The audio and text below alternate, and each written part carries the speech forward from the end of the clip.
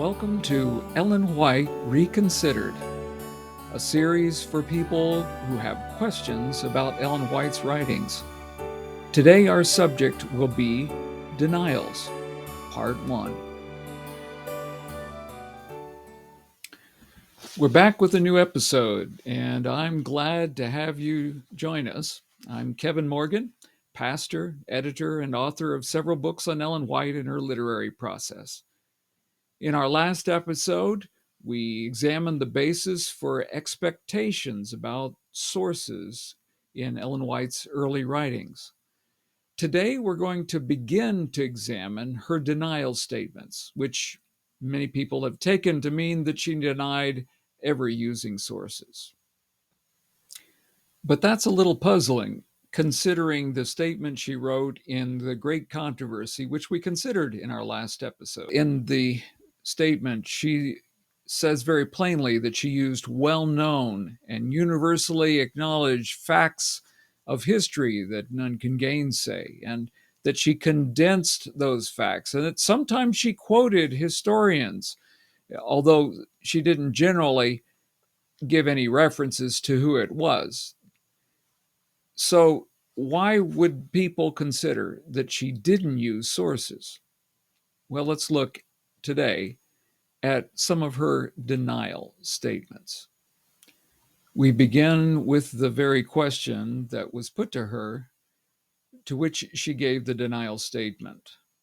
The question was, did you receive your views upon health reform before visiting the Health Institute at Dansville, New York, or before you read works on the subject? So that was the question. Now, let's give a little bit of background before we go to her specific answer. We notice that Ellen White's awareness of health came about gradually. We go back to the beginning when she, as a schoolgirl, endured a life-changing misfortune when she was hit in the nose by a rock that was thrown by an upset classmate. The rock broke her nose, caused her to ingest blood into her lungs. And at first, they didn't give her much hope. Young Ellen did pull through, but for the rest of her life, she would have bouts of bad health, both she and her husband, James.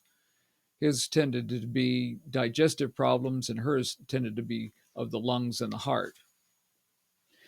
It was these health problems that they had in also trying to share the message of the Advent and traveling around that set them up, opened them up to the possibility that there might be a better way, a healthier way. One of the first health issues that she would write about came from a vision she had in the fall of 1848. It was the filthy weed vision, and James White mentioned it in Review and Herald of 1870, giving us a specific date, and Joseph Bates mentioned it in his 1849 book, The Seal of the Living God. Ellen White also referred to it, and her summary statement was, "I have seen in vision that tobacco was a filthy weed and that it must be laid aside or given up." Also, in 1853, in her supplement to Experience and Views, she had another glimpse about tobacco. "I saw all those who were indulging self by using the filthy weed should lay it aside." Part of this was health concerns, part of it was monetary concerns because it was an extravagance. Well, that wasn't the only early issue. In 1854, February 5th, she received a vision that, among other things, counseled against the free use of rich food. "I saw rich food destroyed the health of the bodies and was ruining the constitution, destroying the mind, a great waste of means." Then in 1858, we have an instructive experience that took place because Stephen and Mary Haskell had given up the use of pork products and at the time was urging other Sabbatarian Adventists to do the same.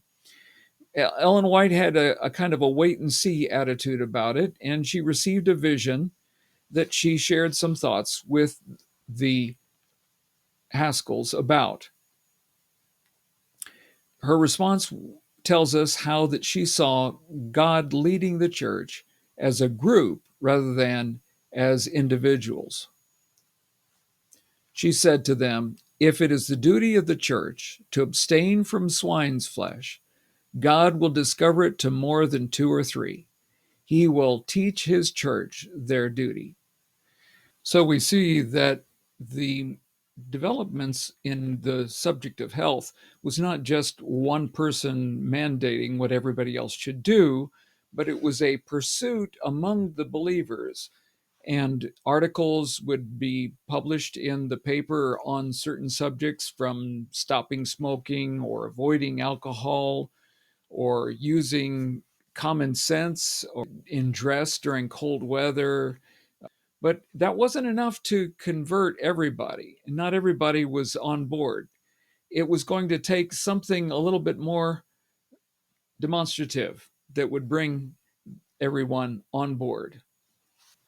It was at the house of Brother A. Hilliard, she continued in her response, at Otsego, Michigan, June 6, 1863, that the great subject of health reform was opened before me in vision.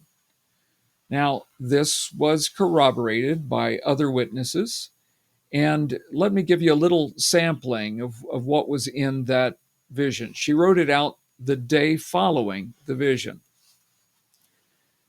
"I saw that now we should take special care of the health God has given us, for our work was not yet done. Our testimony must yet be borne and would have influence. I saw that we should be careful of our strength and not take upon ourselves burdens that others can and should bear. I saw that we should encourage a cheerful, hopeful, peaceful frame of mind, for our health depends upon our doing so.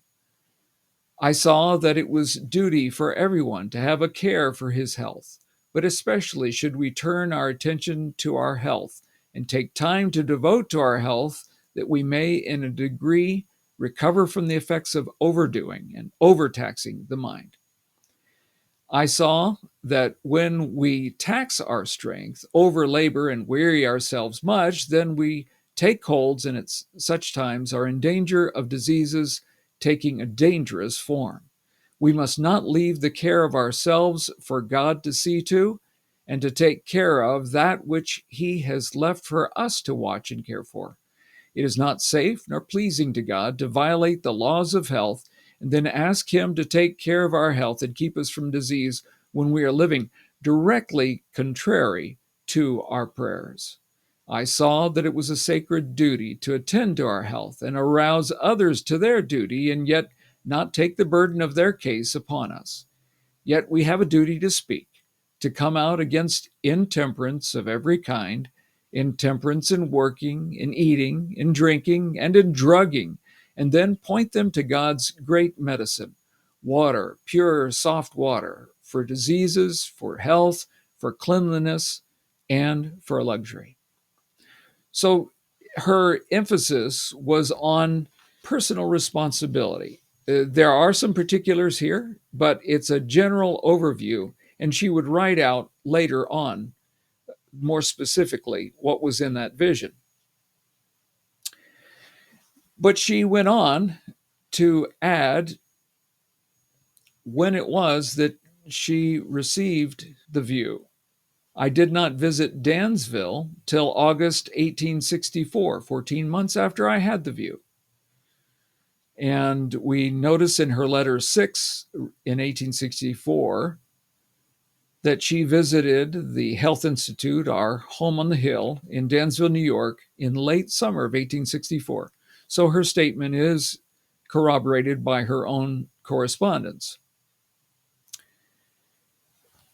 Notice how specific, though, she is in her denial. I did not read any works upon health until I had written Spiritual Gifts, Volume 3 and 4, which there's really only one chapter there about that. It's on health in Volume 4. Appeal to Mothers, and had sketched out most of my 6 articles in the 6 numbers of How to Live.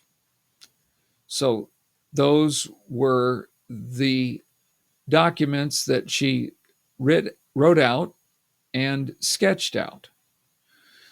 However, we find that Dr. Ronald L. Numbers, in his book Prophetess of Health, said that she had gotten her materials from the review, that she didn't provide anything in particular that was unique. How can we tell whether what she wrote in her testimonies were influenced by the books that he correlated with her writings?